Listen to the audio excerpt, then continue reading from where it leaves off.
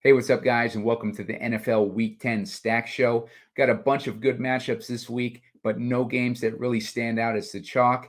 But which games are going to shoot out or have the best potential for stacking? I'll dig in right after this.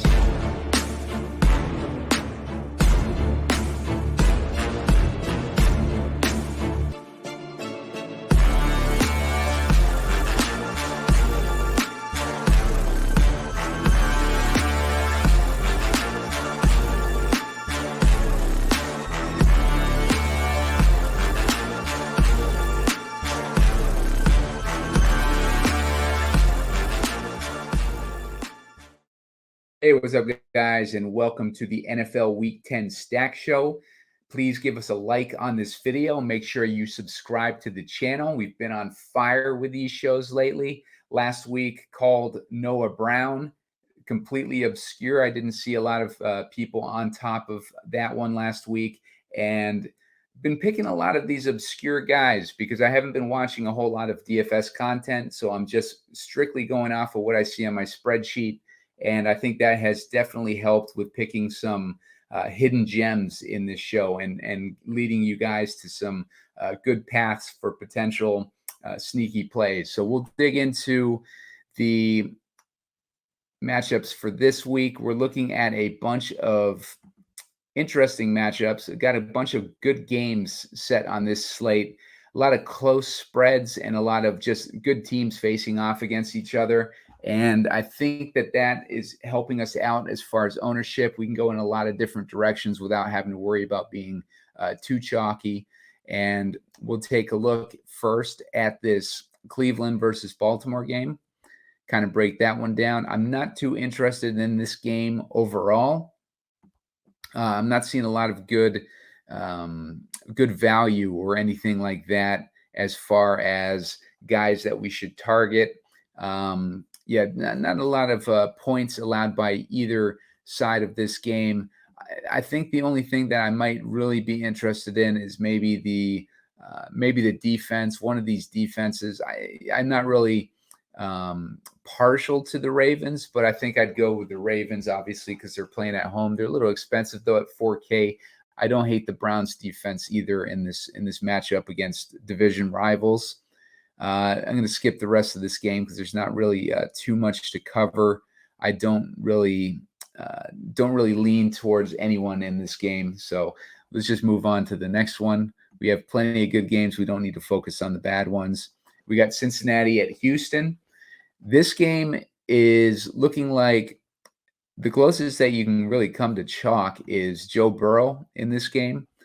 Joe Burrow has been on fire the last couple weeks.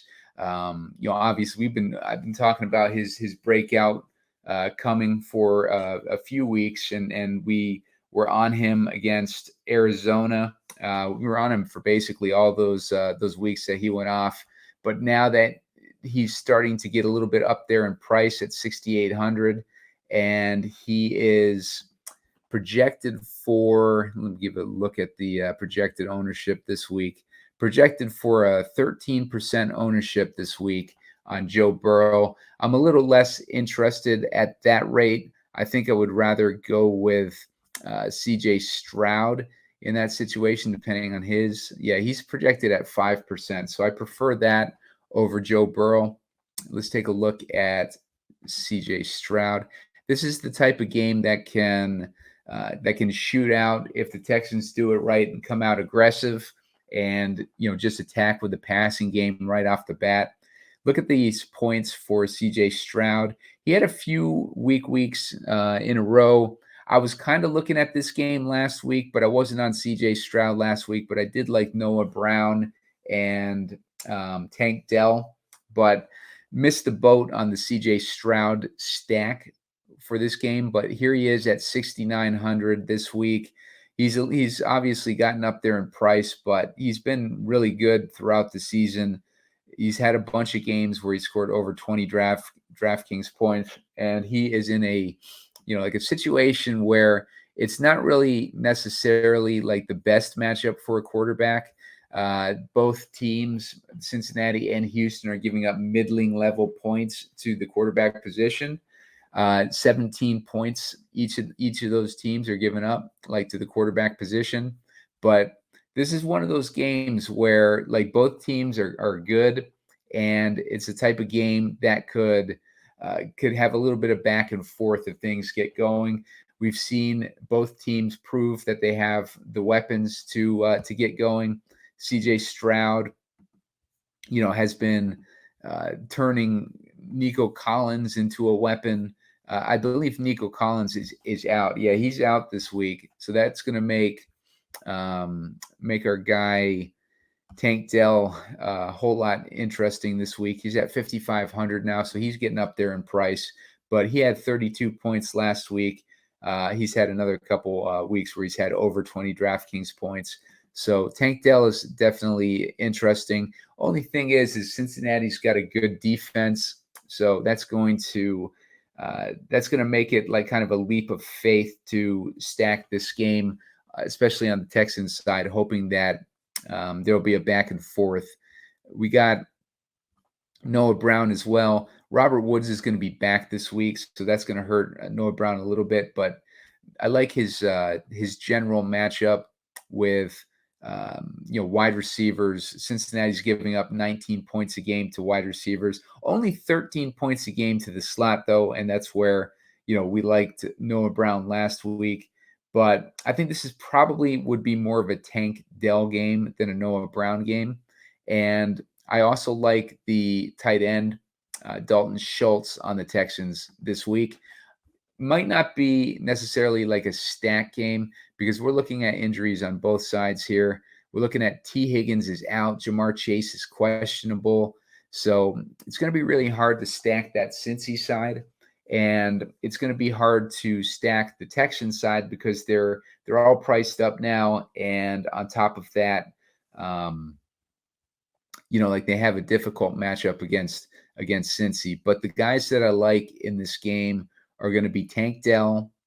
I'm going to like Trenton Irwin because we talked about him last week about how like he had a good game the week that T. Higgins was out. Let's see, what week was T. Higgins out this season? T. Higgins was out in week 5, and Trenton Irwin scored 15 points in that week 5 game, and just had his best game of the season. He ended up having 10 targets that week. So don't be surprised if you see Trenton Irwin getting a whole bunch of targets at 3K on DraftKings. I like him in this matchup. The Texans have been pretty good on defense this year. They have a great head coach. He came from the Kyle Shanahan tree, and he was Kyle Shanahan's defensive coordinator over in San Francisco. And he's just doing an outstanding job this year. And he's team is rolling. Got the best pick in the draft with CJ Stroud. It's looking like, and things are just going really well for the Houston side. And like other than those few picks that I mentioned, I'm really struggling to lean towards a stack of this game. I know Joe Burrow is going to be super popular though, which makes it an easier fade for me this week on this game. Apart from those few players, I don't think we need to stack this game this week. Take a look at San Francisco versus Jacksonville. This game is more interesting to me as a stack. We're looking at a game with a 45.5 point total, a 3-point spread. Love to see that. San Francisco's defense has been struggling a little bit recently, and San Francisco in general has been struggling. But I do like Brock Purdy in this matchup. Jacksonville is giving up 18.5 points to the quarterback position, and Brock Purdy is in desperate need of a bounce back. And I would not be surprised if this is the week that he does it. I like him with Brandon Ayuk as a potential stacking option. Let's take a look at Brock Purdy real quick. Brock Purdy, even though he's been struggling, he still put up 24 DraftKings points last week. He's put up a whole bunch of 21 or 20 plus weeks in DraftKings. We had 26 versus Dallas's tough defense.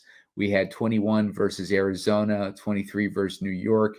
So he's had some really good weeks, and he's shown the ability to score versus good defenses. And Jacksonville's got kind of a softer defense against the passing game, in addition to 18 and a half points to the quarterback position. They're also giving up 25.6 points to wideouts. That's why I like Brandon Ayuk in this matchup. As far as Brandon Ayuk, what he's done lately, let's take a look at that. He's 7,100, so he's a little bit pricey. Brandon Ayuk will be off of people's radars, I would imagine, because he's only had one decent week recently. He had 19 points last week, or in week 8, and before that he had 10 points, 12 points, 10 points, and he hadn't really done anything since week 4, basically. So, but when he pops off for potential 25 to 30 points. So that's what I like about Brandon Ayuk, and he's got the matchup. They need the win.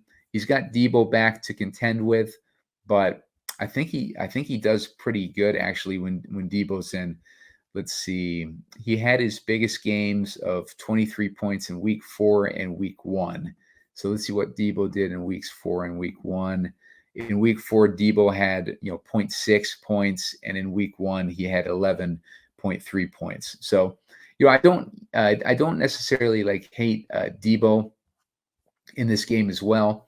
I probably wouldn't play Debo and Ayuk together. I would probably stick with one of those guys and try to get Christian McCaffrey in there too, because Jacksonville, I believe, are giving up points to the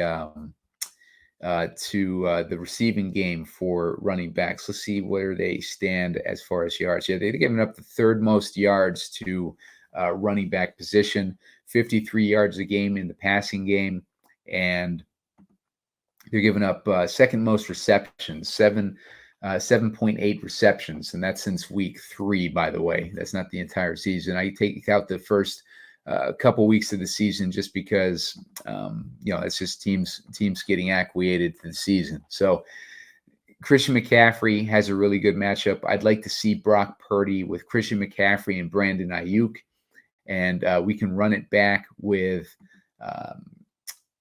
Calvin Ridley, because the wideouts are the position where the San Francisco defense has been vulnerable to. They're giving up 25 Draftkings points a game to those wideouts. So I kind of like that stack.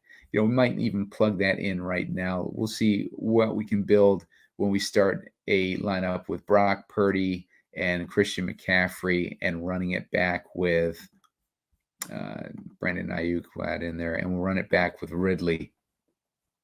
Leaves us with about 4,800 per guy. Let me check the ownership on a stack like this, kind of get an idea of. Brock Purdy is about 4%. Christian McCaffrey, we're looking at 14%. And Brandon Ayuk, we are looking at 9%.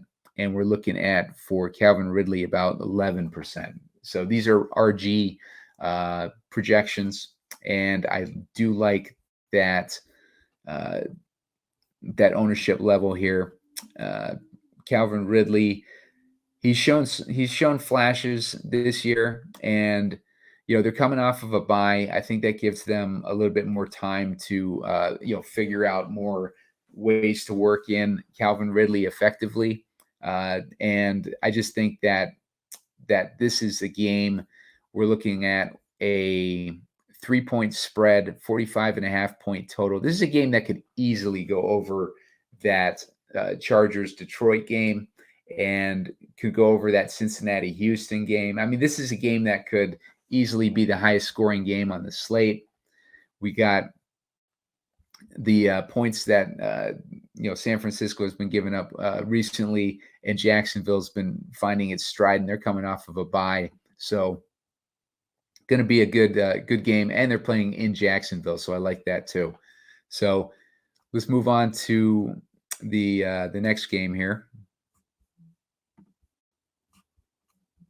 We are looking at the New Orleans Saints versus the Minnesota Vikings. Not really interested in too much in this game.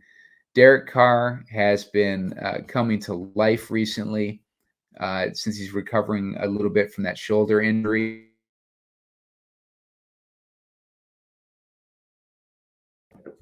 We'll take a look at that real quick. Derek Carr has had 16 points last week, but he had a stretch of games there, 3 games in a row where he scored over 20 points. Derek Carr is only 5,800. He's in a matchup against Minnesota team that is giving up. Let's see what they're giving up for quarterback points. They're giving up only 17 points a game to the quarterback position, but I do like that they're giving up 19 points a game to those wideouts. And no, I'm sorry. They're giving up 18 points a game to the wideout position. And I believe that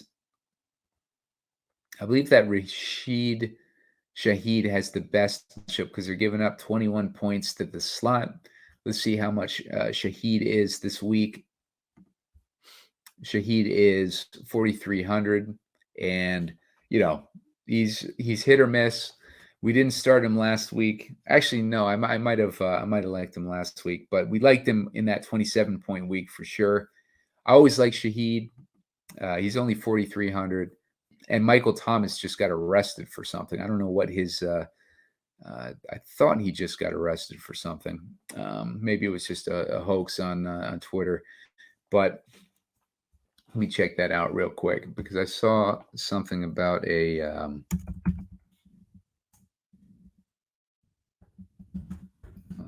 arrest. Yeah, he was arrested on battery charges, according to ESPN, and that was battery charges and criminal mischief. Doesn't look like he's going to be getting suspended yet, so I'm not really sure what is going on there. I don't see him listed as out on Draftkings yet. Let me check and see if Twitter says something about that real quick. I don't see anything about him being out this week, but maybe they use him a little bit less, which makes Olave a little bit more interesting. But I like Shaheed the most, and especially if Shaheed gets more more routes with Thomas, being in his situation.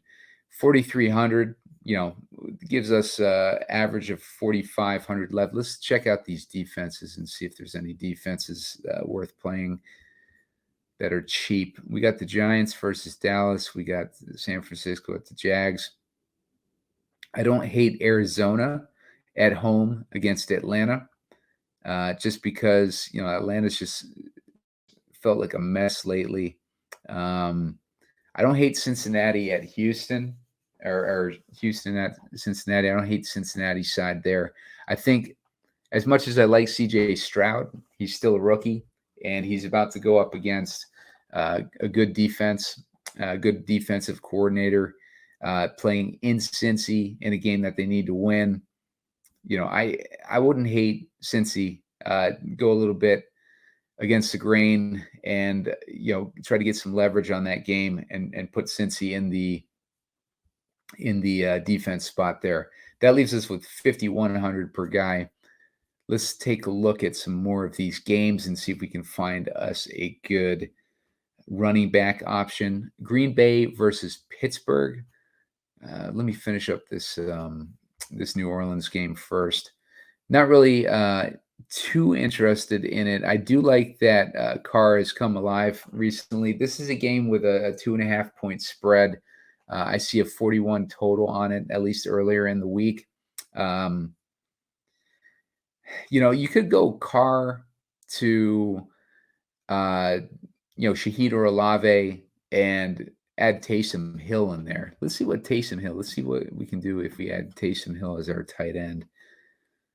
He's been cheap recently, and he's 5,100 this week. So yeah, that makes him a little bit pricey. We'll come back to that. Maybe we'll add Taysom in this matchup. But I like Taysom He's been having a lot of good weeks recently. Look at this. He scored 20 DraftKings points last week. He scored 22 the week before that, 17 the week before that. And then he was a little bit slow. So it seems like they integrated him more into the offense over the last few weeks, and it has been paying off for the team as well as for Taysom's fantasy stats. So yeah, I do like Taysom. I do like him at 5,100, but I also like Hawkinson. Hawkinson is in a great spot because he was getting targeted left and right from Dodson or Dobbs last week, and we're looking at Hawkinson with he got 12 targets last week, 9 targets the week before that, 12 targets the week before that. So he's been just getting peppered with targets. And let's check out his matchup. Looking at a New Orleans has only given up 13 points a game. I do like Hawkinson's matchup though. He's looking at a 16% ownership though. I don't really like that. Taysom Hill I'm seeing him projected at less than a percent ownership. I find that kind of hard to believe, but at the same time, he's pricey and he's a kind of a gimmicky player. But how many targets is he getting recently? He got 5 last week, 1 the week before that, then he got 5 and 8. I don't hate just plugging him in just to see where it takes us. So let's plug in Taysom for now. Going to go with the Green Bay versus Pittsburgh game next.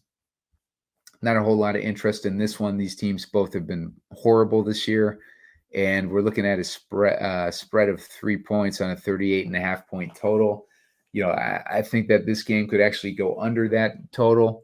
I don't like the way that either of these teams is playing, but if we're looking for guys to plug in, the Packers are the Pittsburgh Steelers are giving up 33 points a game to the slot position, and they had some injuries on the linebacker crew that was making us target them for slot receivers. But yeah, we got a Jaden Reed though is the main slot receiver here. Christian Watson runs about 25% of his routes in the slot. So it makes Christian Watson a little bit interesting. On the Pittsburgh side, Deontay Johnson is running 18% of his target from routes from the slot. Allen Robinson would be the biggest beneficiary there of Green Bay giving up 20 points a game to the slot position. So just not interested in that game. It's just a too many good matchups on the slate to be focused on bad games like that. Tennessee versus Tampa Bay is another game that I like this week. This one is definitely an interesting game.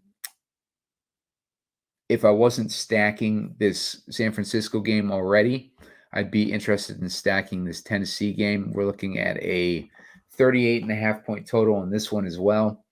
And we're looking at a 1.5 point spread with Tampa Bay as 1.5 point favorites. But, I like the way that Will Levis has been playing, and Tampa Bay is giving up 23.5 points to the quarterback position. So that puts Levis in play for me. They're giving up 33.5 points a game to the slot position. And we see DeAndre Hopkins runs a decent amount in the slot, 22% of his routes. Westbrook Akine would be interesting at 75% of his routes in the slot. And we're missing Treylon Burks this week. So that's going to get Westbrook Akine a bigger share of that workload. He's a guy that we can consider. Let's see how much he costs. He's $3,400, so that's a good price. $3,400 on Westbrook Akine makes him someone that we're going to consider. Let's see what his game log looks like. Let's see, 1 target last week, 2 targets a week before that, 4 targets, 3 targets, six targets, and 7 targets in week 1 he got. So He's had a couple decent games. Maybe not the guy that we want, but I could see DeAndre Hopkins having a decent game this week, given this matchup, and I could see you know Chigakonkwo has been disappointing this year, but he's only had 2 games so far with Will Levis. Let's see what he did with Will Levis last week. I liked him a lot last week, and it seemed like he went the whole game without a target. And then that, the garbage time at the very end of the game, the last 2 minutes of the game, he started getting targeted, and he was catching everything that came to him, and he was actually doing pretty decent. So, yeah, no, I don't like, like what's Playing all songs shuffle. Jesus, I don't like what's going on with Chigakonkwo this year. Kind of came in the season high on him. He got 6 targets in week 8 versus Atlanta. If he gets the work, maybe he'll get the work with Burks being out. So keep Chigakonkwo on your radar. He's only at 3K, but the Bucks are giving up 13.5 points to the tight end position. So Chigakonkwo is a guy that you can experiment with if you're multi-entering, or if you want to stack this game. Maybe go with Levis. I'd stack him with 2 guys. I'd stack him with Hopkins and probably Chig. I think that would be an interesting stack there. Hopkins, what's Hopkins' price? Hopkins is he's only 6K. And Hopkins has, 10 points, 10.5 points last week off 11 targets. The big week where he scored those 3 touchdowns, he had 38 points. The week before that, he only had 3 points, but then the week before that, he had 25 points. So Hopkins has been just coming alive lately, and most of that has stemmed from Will Levis, being a good quarterback for Tennessee Titans. Last week, he wasn't great, but he was playing against that difficult Pittsburgh defense in Pittsburgh on a short week. So I'll cut him some slack there. But he still had 39 attempts last week. Don't be surprised if Will Levis has another decent week in a good matchup against the Bucks. On the Bucks side, you can run it back with Evans.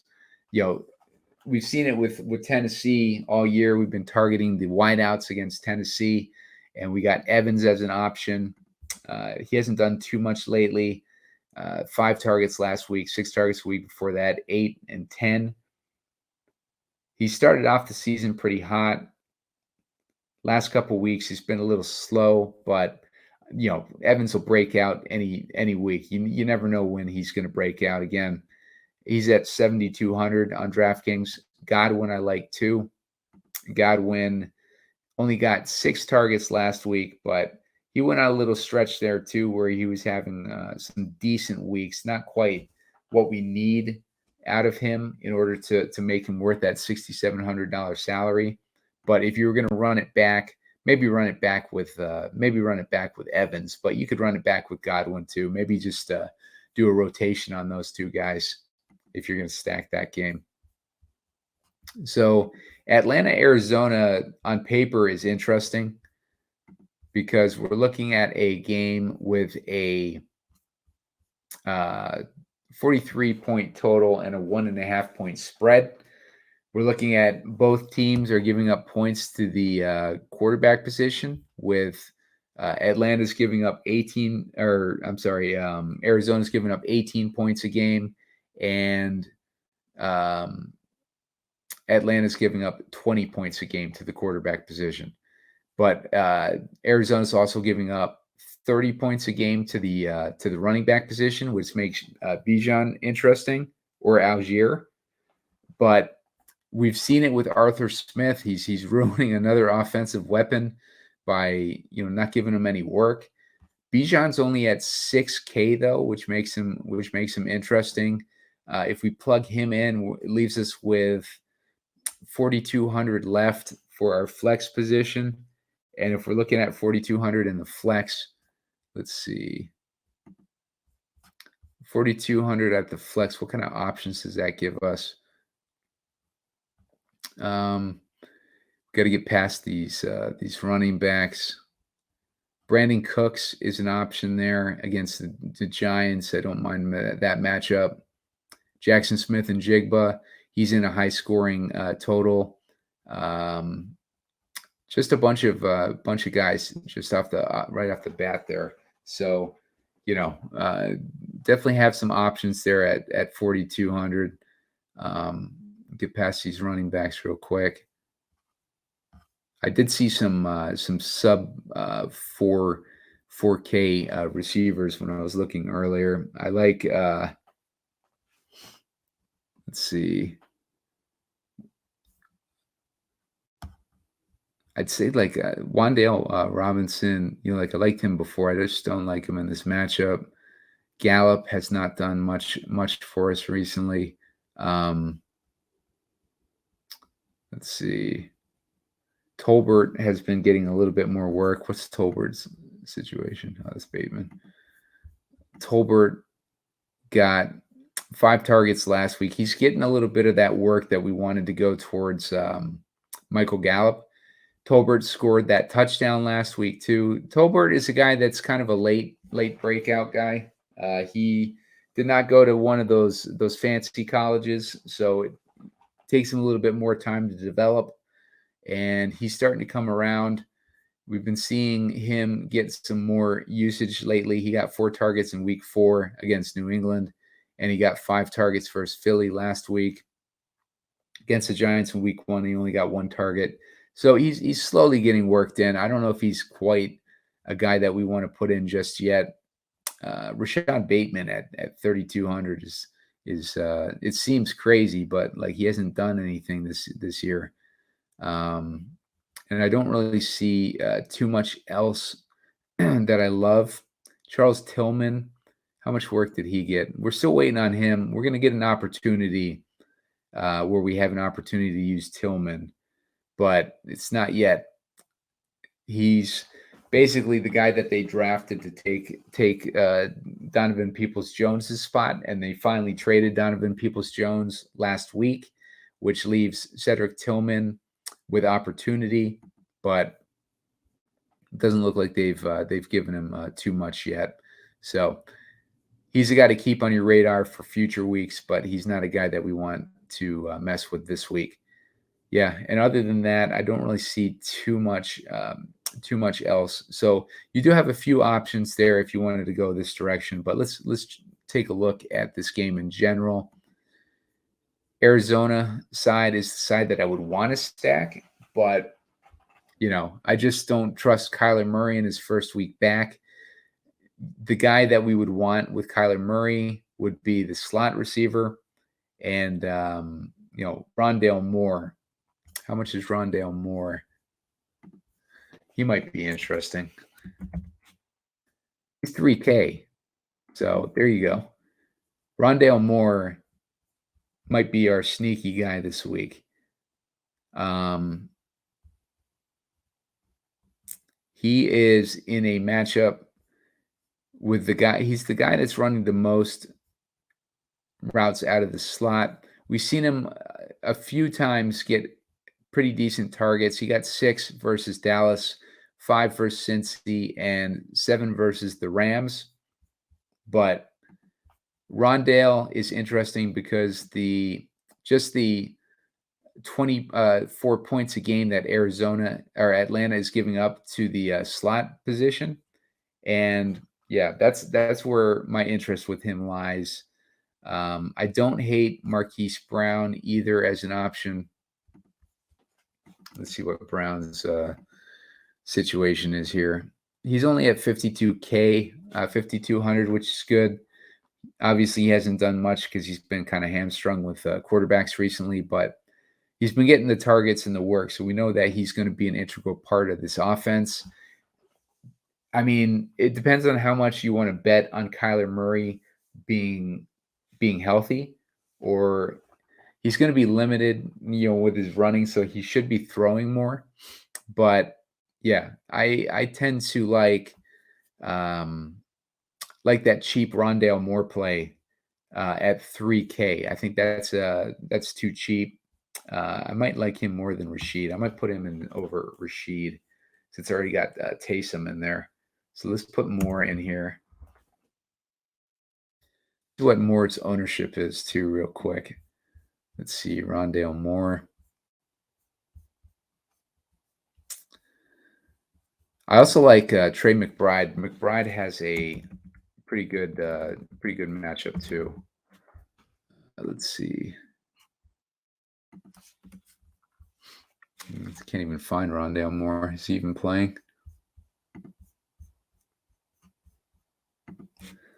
Let's see. I don't see anything about him being out, but I don't see his ownership projection either.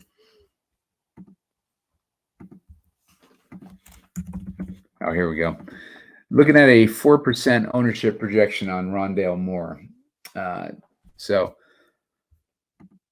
I think that with Kyler coming back and trying to get up to the game speed again, don't be surprised to see him, like dumping the ball off to Rondale Moore and Trey McBride this week. And Trey McBride, he let a bunch of people down last week.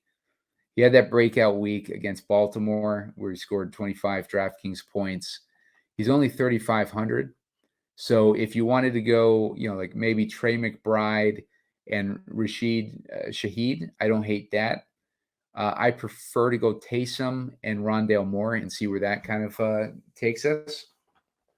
Other than that, let's see. Any other guys I like in that game are not a whole lot else because I like the Atlanta side, but I just don't trust them to use guys consistently. So that's why, it's hard for me to even plug in Bijan, but, Bijan at 6K seems too good in this matchup. even at like Arthur Smith as the coach and just ruining all these offensive weapons. It's just brutal. Last week, Bijan 6.9 DraftKings points. He got off to such a hot start, and then for whatever reason, they just I don't know what the play calling is with Atlanta, but they just play to lose. It's just like they want to get like a top 5 pick every year, and then they want to do nothing with that pick. So it's just really really annoying trying to play any of these Atlanta guys. But regardless, Bijan Robinson at 6K, like we just hope that things break our way at that point. It would give us such a good lineup with Purdy, McCaffrey, Bijan, Ayuk, Ridley. We got that San Francisco-Jacksonville game stacked. We got Bijan and Rondale in there for our skinny stack of that Atlanta-Arizona game. And then we got Taysom Hill in there with upside as the tight end position. We got the Bengals D in there. They got upside against Houston. And then we have 5,500 left for our flex. That leaves us with options like, let's take a look at where that leaves us. Tank Dell leaves us with that option. Alexander Madison, Deontay Johnson. There's just so many good options when you go a direction like this. Let's check out these other games, though. See, make sure we're not missing anything.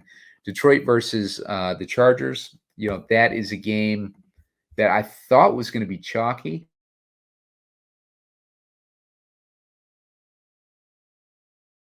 But I'm not seeing it, too highly owned. Let's see here. The Detroit game, we're looking at Jared Goff with a, like 6% ownership projection. And Justin Herbert is at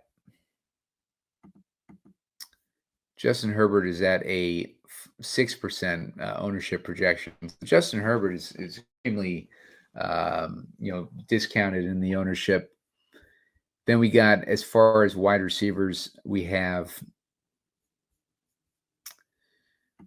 Amon-Ra, who I like a lot in this matchup, he's expensive at 8,300, and his ownership is at 15%, but he's in a really good matchup because the Chargers are giving up 17 points a game to wideouts.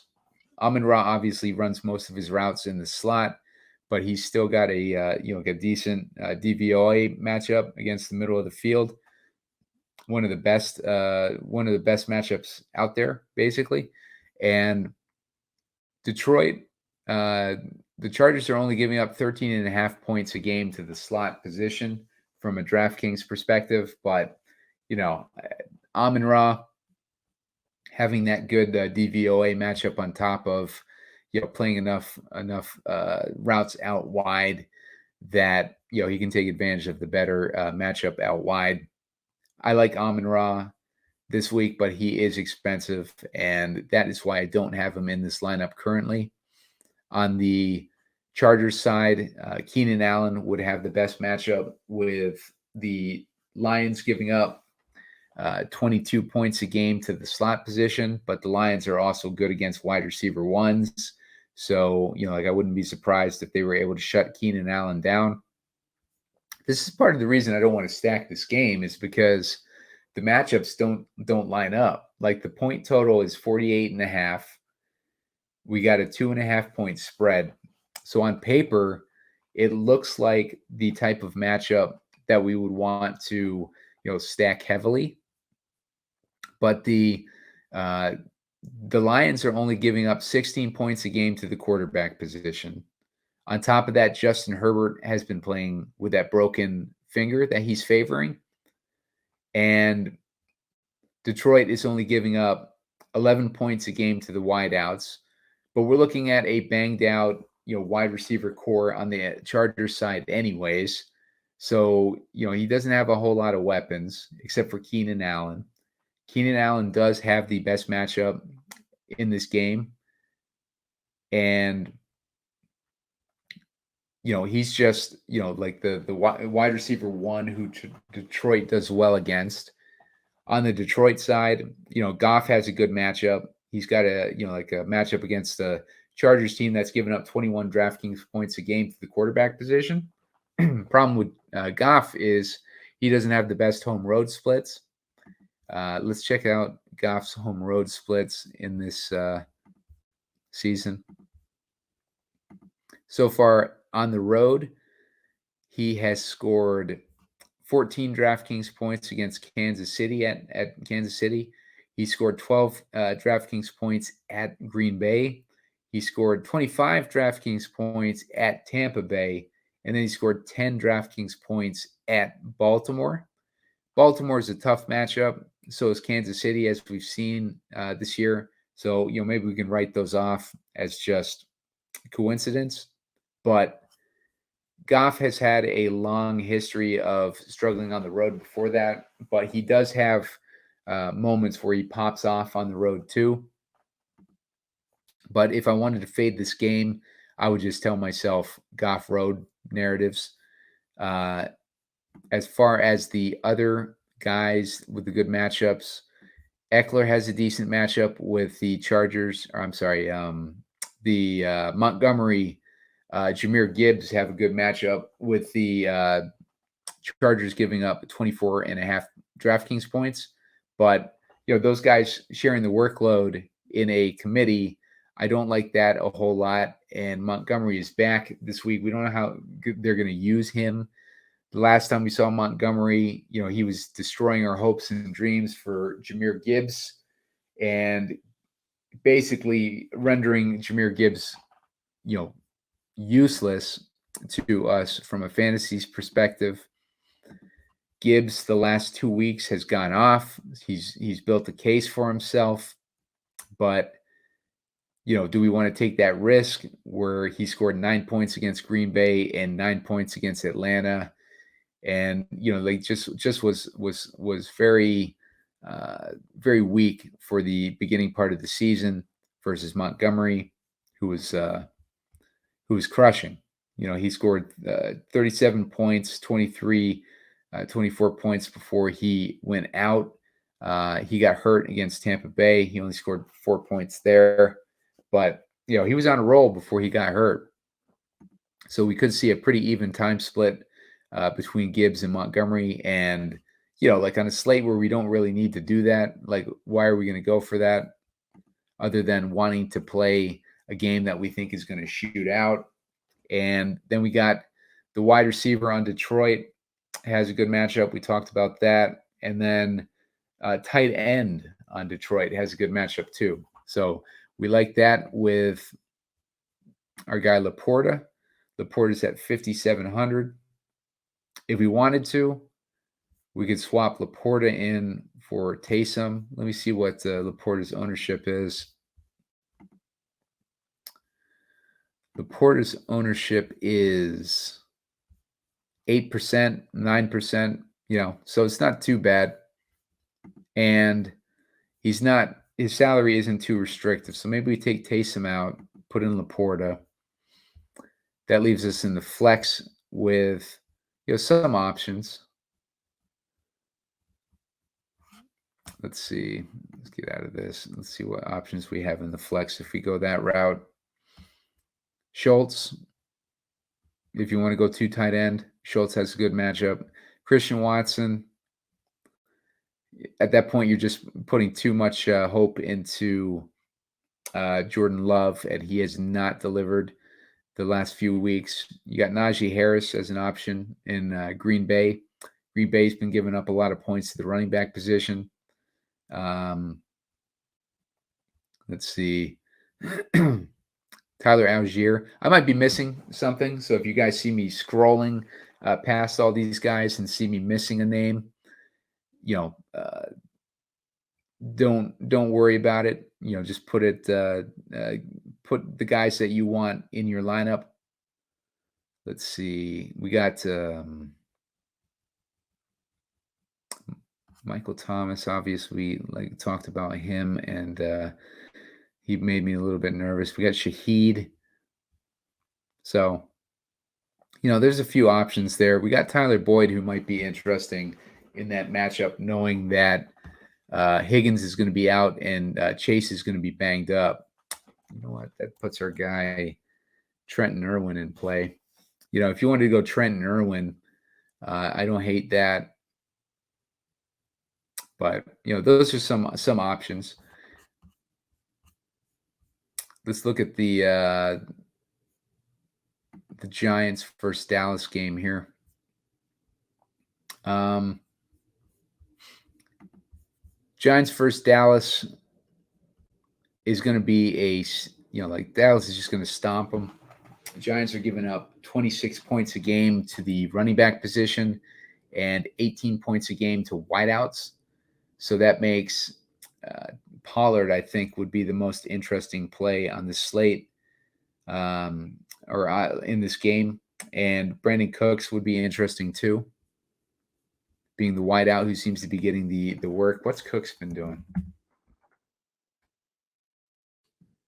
Cooks only got 2 targets last week, but like he had a couple weeks there where he looked like he was getting some work.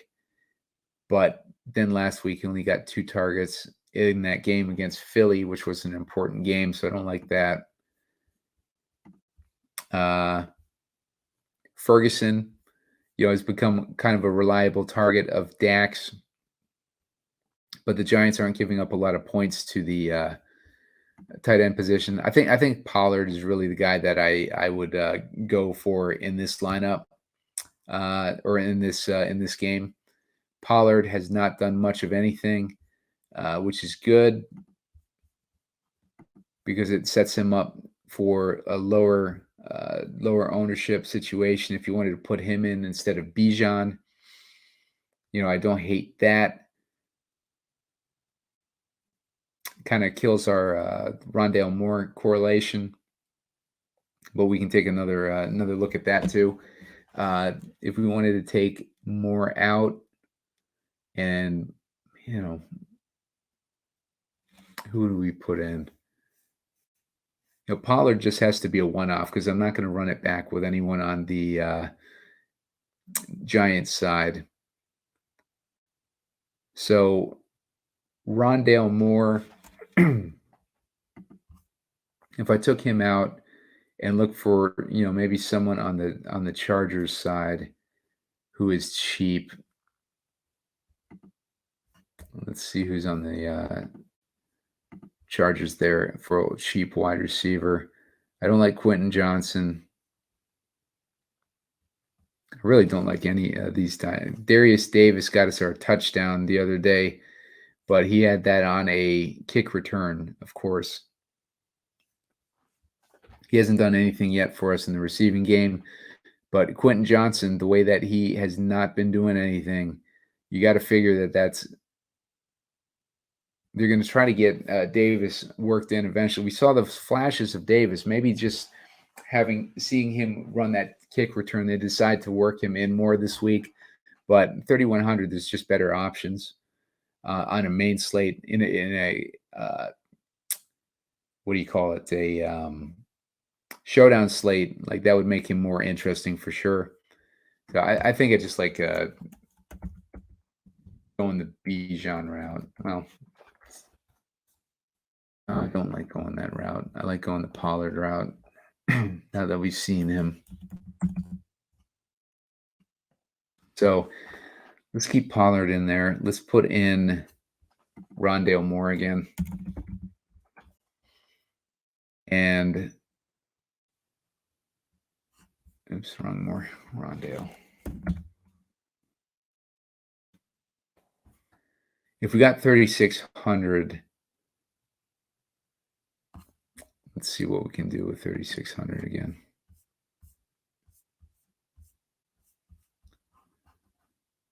Elijah Moore. We could put in Jonnu Smith if we wanted to get that correlation there.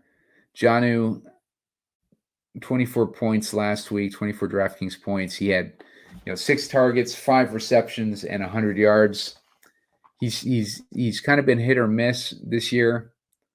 It seems like when he started having success, of course, Arthur Smith decided to use him less. So that kind of killed Jonnu Smith. Trey McBride is definitely interesting. But we already have Rondale in there. Kine. Yeah, just a little bit of a tricky spot here. But if you guys see something that you like with this build, maybe you want to switch it back over to Taysom and go that other direction we were going. Let's try that. Even though I like Laporta a lot this week, let's try Taysom. If we go to 4,200, leaves us with options like Brandon Cooks, who we just talked about, Kyle Pitts, if we wanted to go double tight end. I like Jackson Smith and Jigba.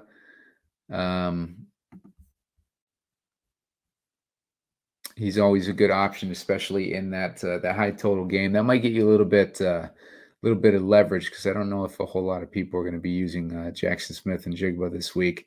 But I do know that that game is going to be chalky. Geno Smith is 13. How is Geno Smith 13% owned? I don't care if he's playing, like Washington, but Geno Smith has shown no upside this year. But Geno Smith, people just keep going back to him. He's like Geno the Jet is how he's been playing this year, and it has just not been good at all. He has one game over 20 DraftKings points. People keep going back to him, stuck in that take lock after seeing him last year. I'm glad that Geno got paid, but like he is just not very good, and I think his carriage turned it back into a pumpkin, and Geno Smith is just not doing it this year. But let's see what Jackson Smith and Jigba's ownership is. Let's see. He's about 7% owned, so I don't hate using him in this lineup. Gives a little bit of leverage on that Seattle ownership, which is good. Who else do we have in that 4,200 range? Cooks, who I said, Quentin Johnson. If you wanted to go there and hope that he, has to break out, I'd much rather, put my money on Jackson Smith and Jigba. Odell Beckham had a good week a couple weeks ago. 15, almost 16 points last week. Finally showed some signs of life. Oh, we got our guy Noah Brown. Noah Brown, there we go. Noah Brown is in another good spot this week. Let's see. Noah Brown with the Bengals giving up 19 points a game to the wideout position. I don't like his matchup in the slot. Cincinnati's only giving up 13 points a game to the slot position. But, Noah Brown is interesting, based on, target share he got last week. And then we're looking at Nico Collins being out this week. So Robert Woods being in is going to be a little bit of a hindrance. My thinking is that they'll probably put Woods out wide, leave Noah Brown in the slot. But yeah, I mean that gives some options. You can mess around with this build, but I think it's a good core as far as the like Purdy, McCaffrey, Ridley stack, and then going with either Pollard or Bijan. And we also got Ayuk in there too.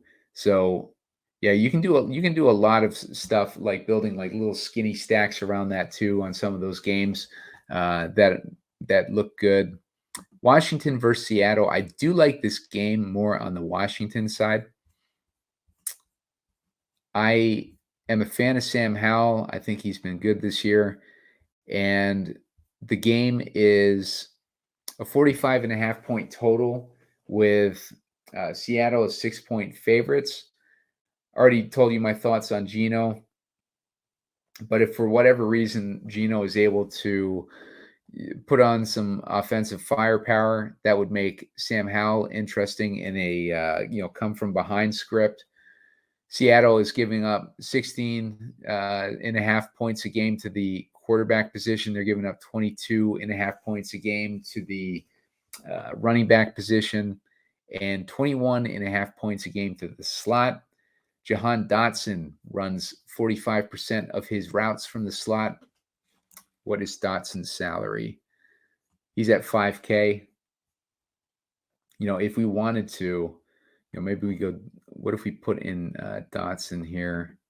Go with Jackson Smith and Jigba. Bump down Pollard to, we can't get him to Bijan, unfortunately. So, it doesn't quite work there. But, like I said, you can play around with these lineups and try to get it to a direction that you like. I think there's a lot of good plays there that are good plays to stand out. Some lower owned options there. If Taysom Hill is 1%, that seems ridiculous. Yeah, so I think with as far as the sneakier plays on the slate, I kind of like Dalton Schultz. What's his ownership? Dalton Schultz is, let's see.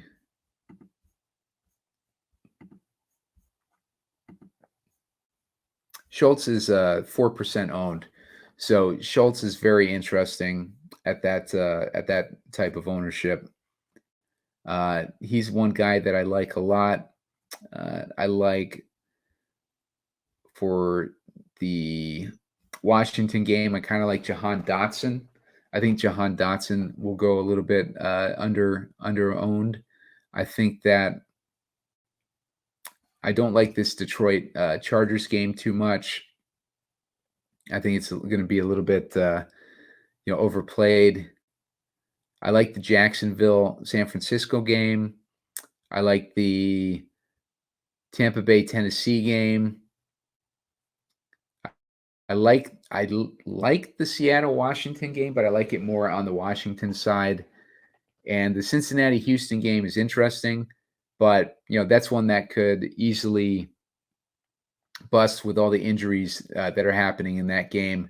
So let other people take that risk. It looks like it's going to be a game that a lot of people are going to try to get as much exposure to as they can.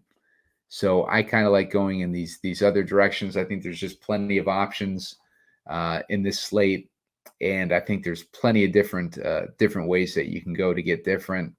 That's the beauty of having a slate with a bunch of good matchups like this. Like it gives you plenty of avenues to go to get different. So that's it for this show, guys. Good luck in your games tomorrow, and remember to subscribe to the YouTube page and make sure to hit that like button. I'm going to be putting out a short video for the Germany game. I put out a longer video, game script video earlier today, so make sure to check that out. Get your lineups in before it's too late. Those games fill up quick, and that game is at 9:30 Eastern time tomorrow. So make sure to be on top of that, and good luck, everybody.